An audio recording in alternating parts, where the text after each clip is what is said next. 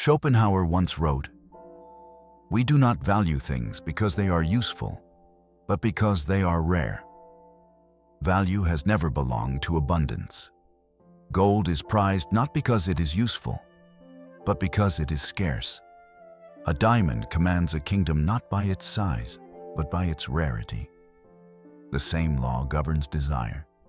The man who is too present, too eager, too available becomes invisible.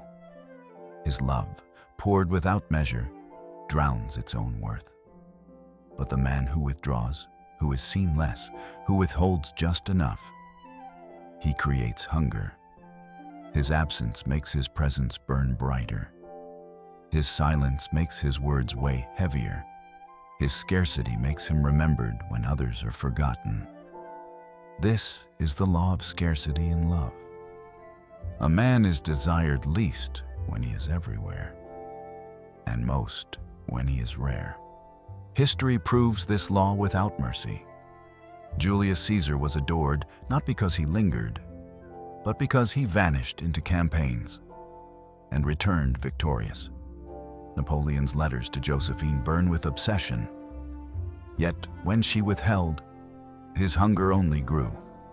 Absence sharpened desire. Presence dulled it. Even myth repeats the warning. Orpheus looked back too soon and lost Eurydice forever. For what is possessed without restraint slips away like smoke. And in our time, the truth is quieter, but no less sharp. The man who floods her phone with messages is forgotten. The man who delays, who replies with patience, becomes unforgettable. The friend who is always available is taken for granted. The man who chooses carefully when to appear is treated as a prize. Scarcity is not cruelty. It is the art of knowing that presence loses power when given without measure. Why does scarcity inflame desire? Because the human mind is a merchant of comparisons. We do not value what we have. We value what we fear to lose. The fruit that hangs low is ignored. The fruit just out of reach becomes the sweetest. This is not romance. It is the architecture of the mind. Consider Caesar.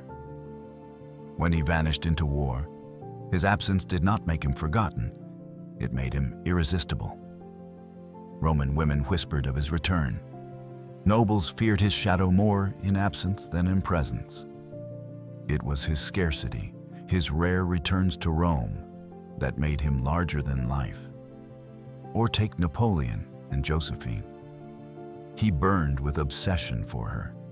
He wrote letters dripping with need, begging for her attention. Yet Josephine often withheld, cold, distant, making excuses. And the more she resisted, the more Napoleon's fire consumed him.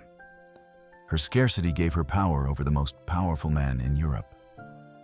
Even myth echoes this law. Orpheus was granted the chance to rescue Eurydice from the underworld. But he was commanded not to look back until both had crossed into daylight. His desire could not resist. He looked too soon, and in that moment of impatience, he lost her forever. What is seized without restraint slips away like smoke. And in our time, the lesson is quieter, but no less brutal.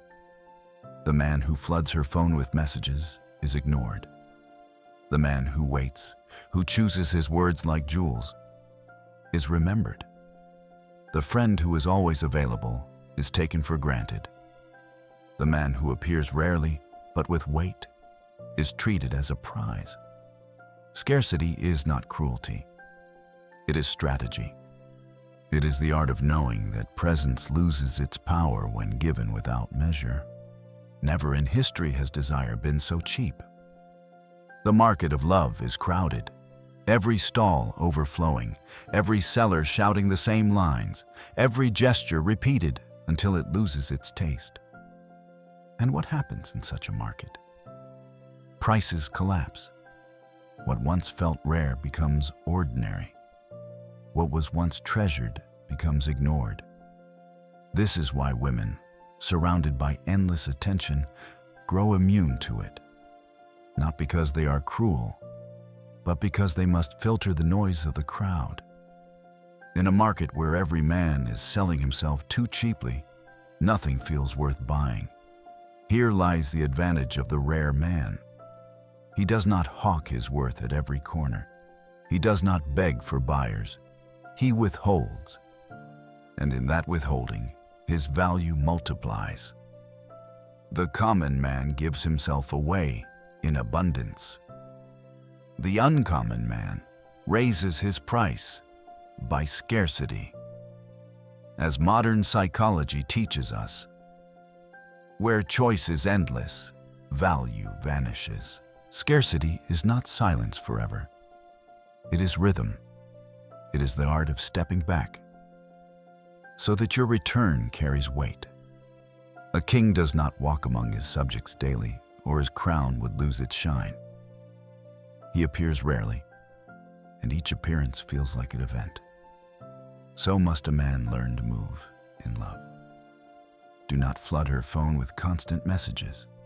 If she sends one, do not answer with 10.